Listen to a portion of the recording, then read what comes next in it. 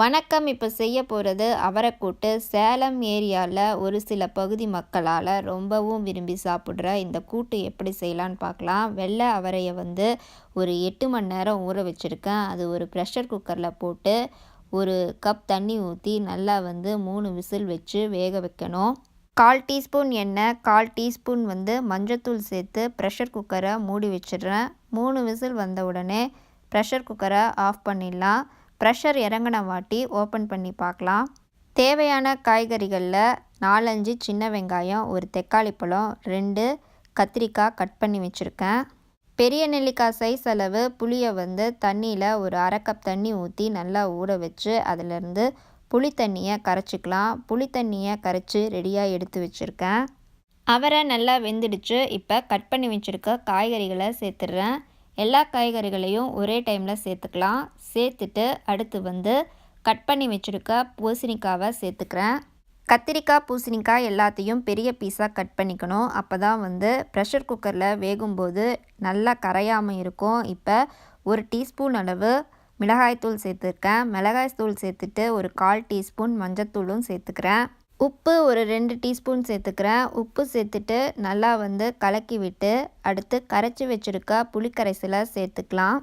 இந்த கூட்டு செய்கிறதுக்கு கூட்டு பவுடர்னு கடையில் விற்கும். நாமளே செய்யலாம். நாமளே செய்கிறது எப்படின்னு ஒரு வீடியோ போட்டிருக்கேன், பாருங்கள். இப்போ புளிக்கரைசலை சேர்த்துக்கிறேன். புளிக்கரைசலை சேர்த்துட்டு நல்லா கலந்து விட்டு கூட்டு பவுட்ரு ஒரு 1/2 டேபிள் ஸ்பூன் அளவுக்கு சேர்த்துக்கணும். இந்த கூட்டு பவுட்ரு தான் நமக்கு தேவையான அளவு அந்த குழம்பை கொடுக்கும். தேவையான அளவு ஒரு 1/4 கப் அவரை எடுத்துருக்கோம். அதுக்கு ஒரு 1/2 டேபிள் ஸ்பூன் அளவு சேர்த்துட்டோம்னா நல்லா குழம்பு கிடைக்கும். கூட்டு பவுடர் சேர்த்த உடனே நல்லா கலக்கி விட்டு ஒரு 1/2 டீஸ்பூன் எண்ணெய் சேர்த்து ப்ரெஷர் குக்கரை மூடிடுங்க. ஒரு விசிலுக்கு வேக வைக்கணும். காய்கறி நல்லா வெந்துடும். ஸ்டவ்வை ஆஃப் பண்ணி வச்சுடுங்க. ப்ரெஷர் இறங்கின உடனே ஸ்டவ் ஓப்பன் பண்ணி பார்க்கலாம். நல்லா கூட்டை கெட்டிப்படுத்திட்டு கடைசியாக தாளிக்கலாம்.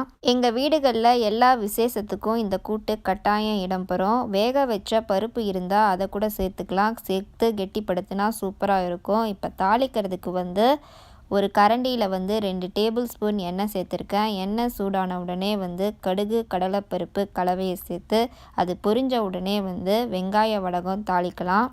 தாளிப்பு வடகம் நல்லா பொரியணும். அப்போ தான் டேஸ்ட் நல்லா இருக்கும். தாளிப்பு வடகம் இந்த கூட்டு செய்யும்போது சேர்த்தாவே அந்த டேஸ்ட்டே சூப்பராக இருக்கும். வரமிளகாய் 2 சேர்த்து, கருவேப்பிலை சேர்த்து, பெருங்காயத்தூள் ஒரு துளி அளவு சேர்த்து நல்லா வறுத்து கொண்டு கூட்டில் சேர்த்து கலக்கி விட்டுறேன். 1 டீஸ்பூன் அளவு இதுலேயே நெய் சேர்த்துடுங்க. நெய் இந்த கூட்டு விட்டு நெய் இந்த கல்யாணத்தில் பந்தியில் விடுவாங்க. இதுலேயே சேர்த்துட்டோம்னா சூப்பராக இருக்கும்.